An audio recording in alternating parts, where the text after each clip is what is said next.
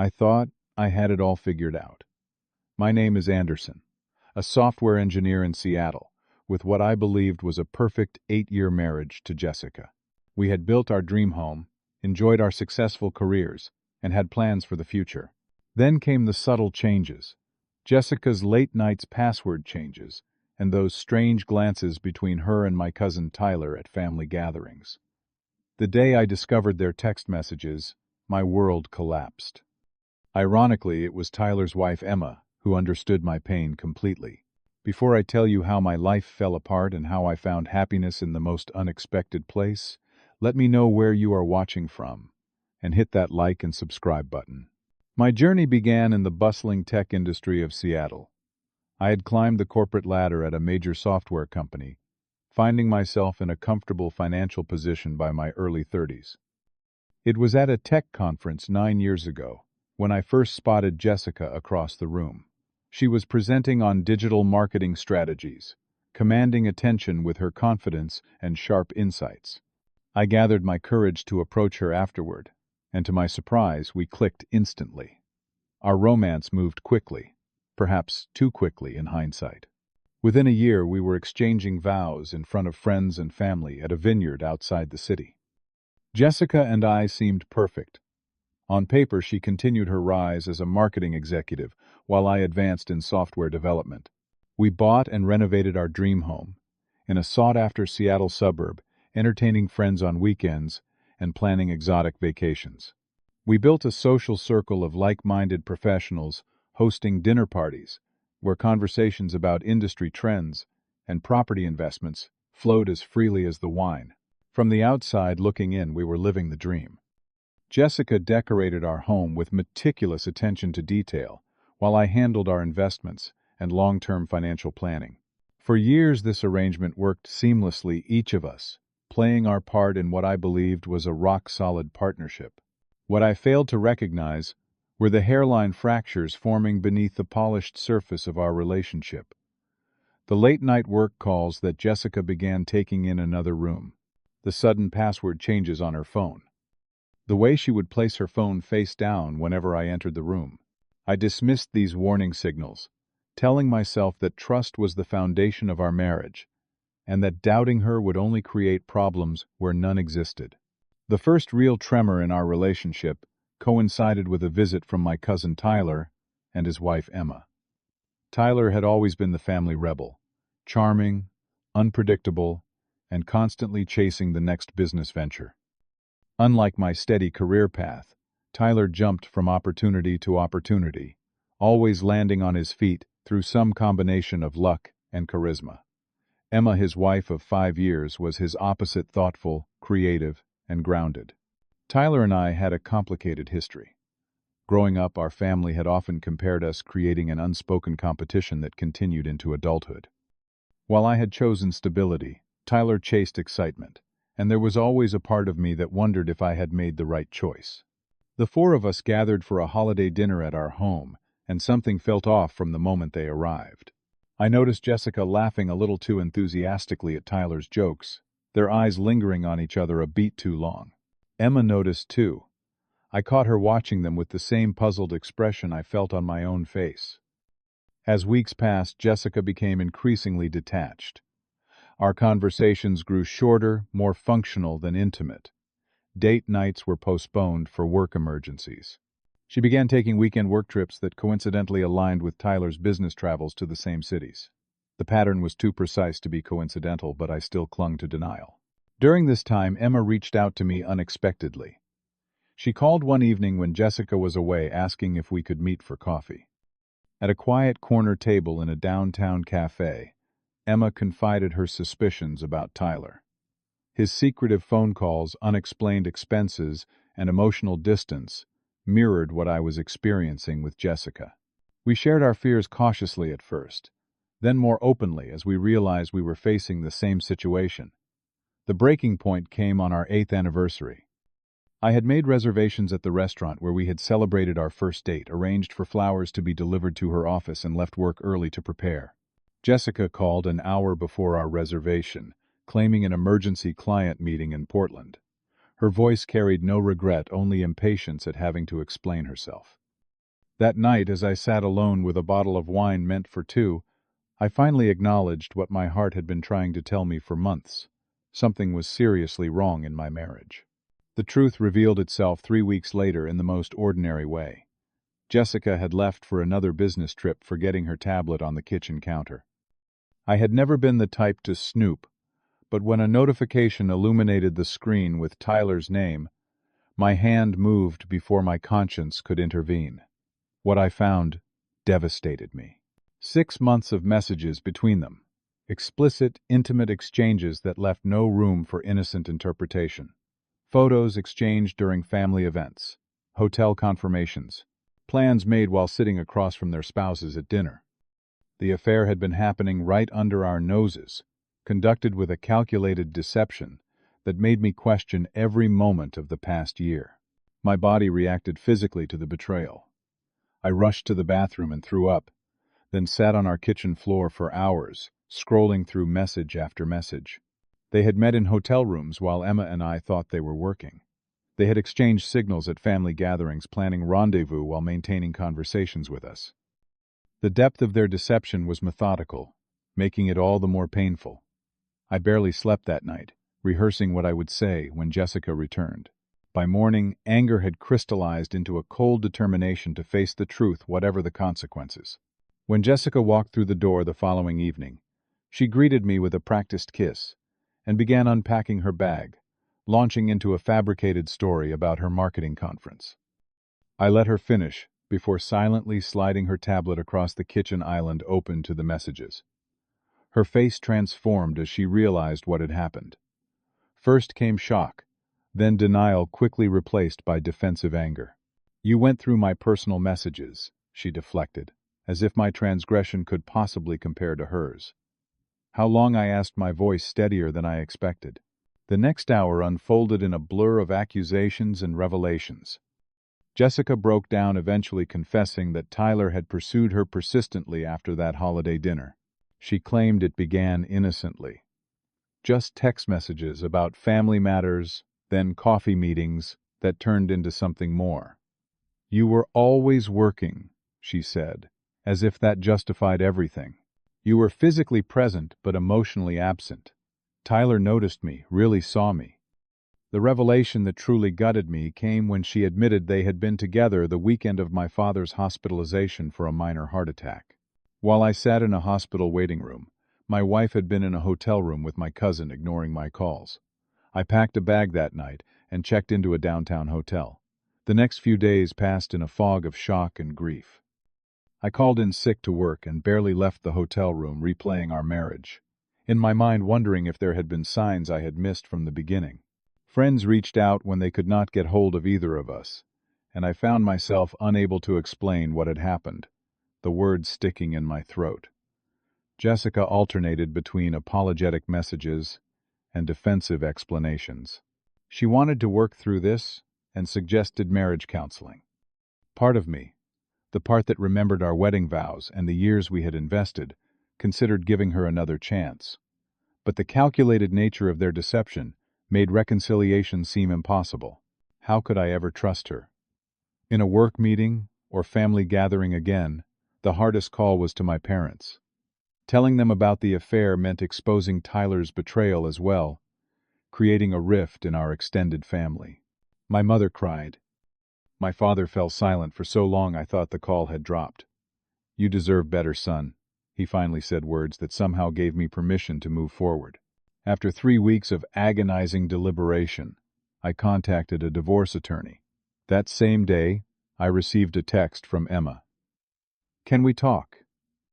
We met at a park-neutral territory, away from the homes we had shared with our spouses.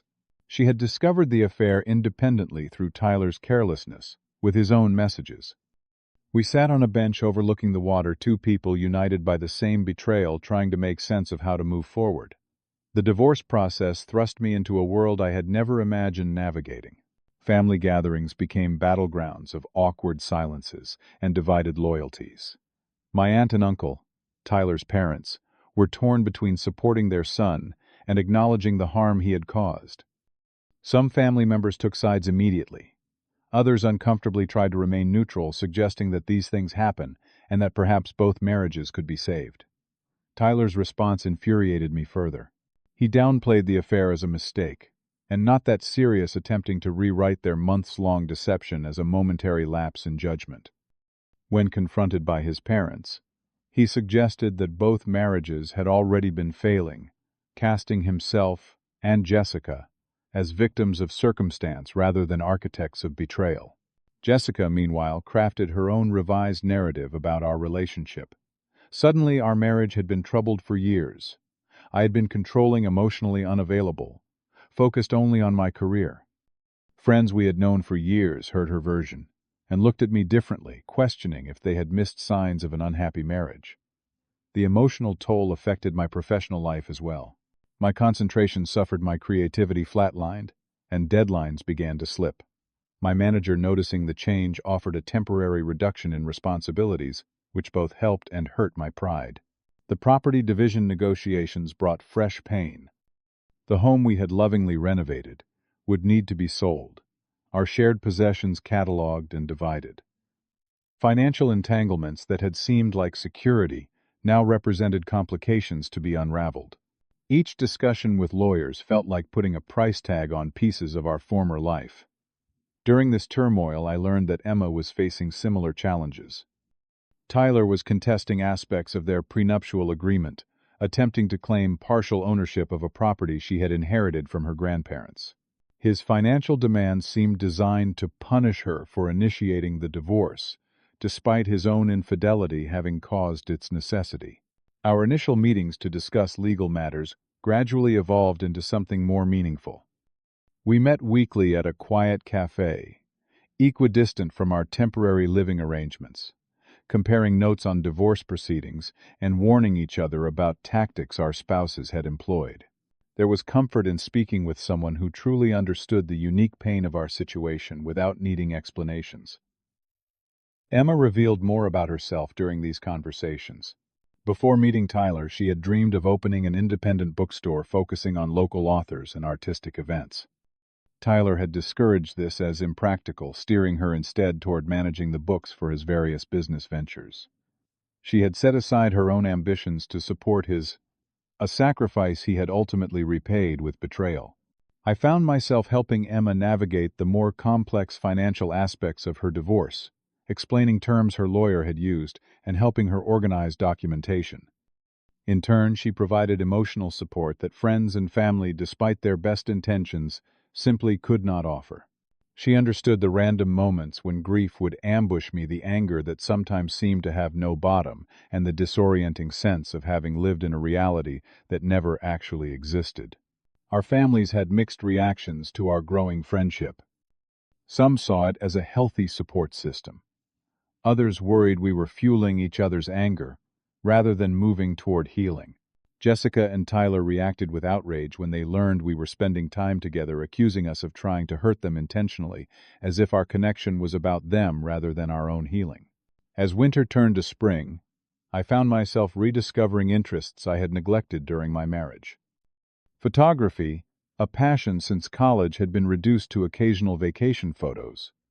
Emma encouraged me to pick up my camera again, suggesting weekend hikes to capture the Pacific Northwest landscapes.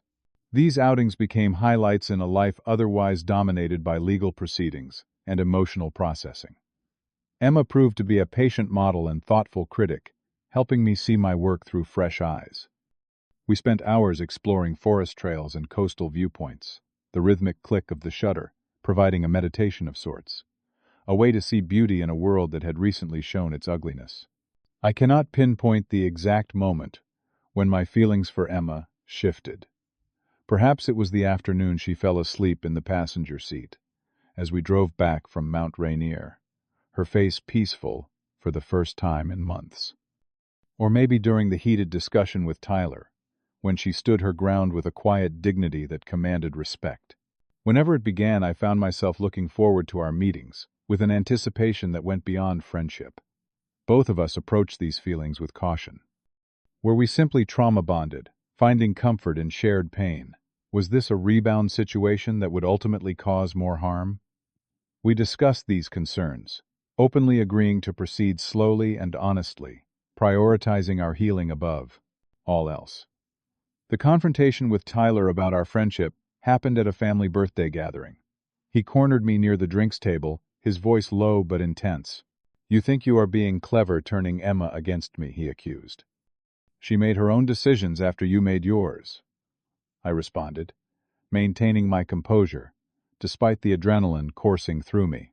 "You always wanted what I had," he said, revealing a perspective so backward, it momentarily left me speechless. "I never wanted your wife, Tyler," I replied, "just like I never wanted you to want mine. But here we are." That night, after the tense gathering, Emma called me in tears. We talked until dawn about our fears, our healing, and the unexpected feelings developing between us. When she finally said, "I think I am falling for you, Anderson," the words both terrified and elated me. We agreed to formally acknowledge our relationship, despite the complications it would create. Our first official date carried a strange duality. The familiarity of months spent in each other's company combined with the newfound awareness of romantic possibility. We chose a restaurant in a neighboring town away from familiar eyes, but decided against hiding our relationship. Transparency would be our foundation, having both suffered from deception. The announcement of our relationship sent ripples through our social and family circles. Some expressed genuine happiness for us, seeing our connection as something positive, emerging from a painful situation. Others viewed it with suspicion or disapproval, suggesting it validated the affair somehow, as if Jessica and Tyler had been justified in their betrayal because we eventually found each other. Jessica reacted with cold anger, insinuating that Emma and I must have been involved before the divorces, creating a false equivalency between our open post-separation relationship and their secretive affair. Tyler attempted a different approach, reaching out to Emma with sudden remorse and promises of change, trying to create doubt just as she was finding certainty. When these tactics failed, they began small sabotages, spreading rumors among mutual friends, contesting minor details in divorce proceedings to drag out the process. Through these challenges, Emma and I grew closer. I found joy in helping her develop a business plan for her bookstore dream. We spent weekends scouting potential locations, discussing layout ideas, and meeting with local authors who might support the venture. The spark that had always lived in her eyes when discussing books grew into a steady flame of purpose and excitement. After careful consideration and many honest conversations about timing, we decided to move in together once both divorces were finalized. We found a charming apartment in a vibrant neighborhood, neutral territory, with no memories of our previous relationships. The process of combining our lives, deciding whose couch to keep, finding space for my photography equipment alongside her extensive book collection, became an exercise in building something new rather than dividing something old. The final divorce papers arrived within weeks of each other, official documents marking the end of our previous chapters. We celebrated not the dissolution of our marriages, but the freedom to move forward without legal and emotional entanglements. There was sadness, certainly, for the years invested, and dreams abandoned, but predominantly relief at closing doors that needed closing. 6 months into our new relationship, we faced the ultimate test, a family wedding where all 4 of us would be present. We discussed declining, but ultimately decided that avoiding family events would only give power to the past. We would attend, hold our heads high, and focus on celebrating the couple whose day it was. What we had not anticipated was Jessica and Tyler's announcement at the rehearsal dinner that they were now officially a couple. The timing seemed deliberately provocative, shifting attention from the engaged couple to their own drama. When Tyler raised a toast to finding true love no matter the path, something snapped within me. I stood up, feeling Emma's supportive hand on my arm. "I would like to add something," I said, my voice steadier than I expected. "While I wish you both well, let us remember whose celebration this truly is." I turned to the engaged couple and raised my glass.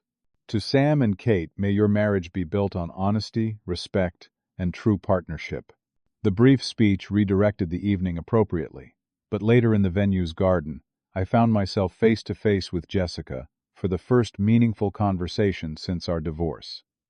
"Are you happy now?" she asked, her tone suggesting I could not possibly be. "I am," I replied honestly. Not because of what happened between us, but because of what I have built since. You and Emma planned this all along, did not you? She pressed, clinging to her narrative. Jessica, I said, feeling a calm. I had not expected our marriage ended when you and Tyler made your choices. What Emma and I found afterward was neither planned nor expected, but it is genuine.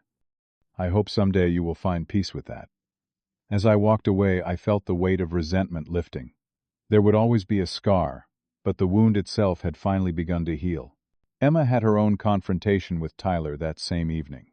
She later told me how he had tried to minimize their history, claiming he had never truly appreciated her. You never saw me until you could not have me. She had told him years of suppressed truth, finally spoken aloud. Anderson sees me as I am, not as an accessory to his life. The wedding reception became an unexpected turning point. As we danced among family members who had witnessed our worst moments, we reclaimed our right to joy.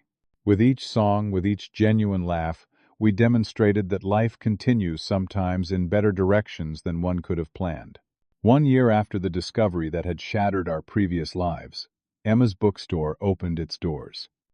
The small space in a historic building had been transformed into a literary haven with reading nooks and local art, including a wall featuring my landscape photography. The grand opening drew a supportive crowd, including family members who had gradually rebuilt relationships with us. My own career had stabilized and then flourished as emotional clarity returned. The company had promoted me to lead a new development team, a role that challenged and fulfilled me professionally while still allowing balance with personal life, a balance I now recognized as essential. Healing came gradually, then suddenly, much like the way grief had arrived. I realized one ordinary Tuesday that I had gone the entire day without thinking about the betrayal. The pain had not disappeared, but had transformed into something manageable, a chapter in my story rather than its defining feature. The unexpected gift of finding Emma through such painful circumstances taught me that life rarely follows the path we envision. Sometimes relationships that seem perfect are built on false foundations. Sometimes betrayal leads to unexpected doorways. The key was not avoiding pain, but moving through it, with integrity and tact. Trust, I learned, must be built on transparent communication. Emma and I established patterns that honored this truth, checking in regularly, discussing concerns openly, respecting boundaries, while maintaining closeness. The habits formed in healing became the foundation for a healthier relationship than either of us had experienced before. Family relationships healed at various rates. Some bonds were strengthened through the adversity. Others required ongoing work. A few remained fractured, perhaps permanently.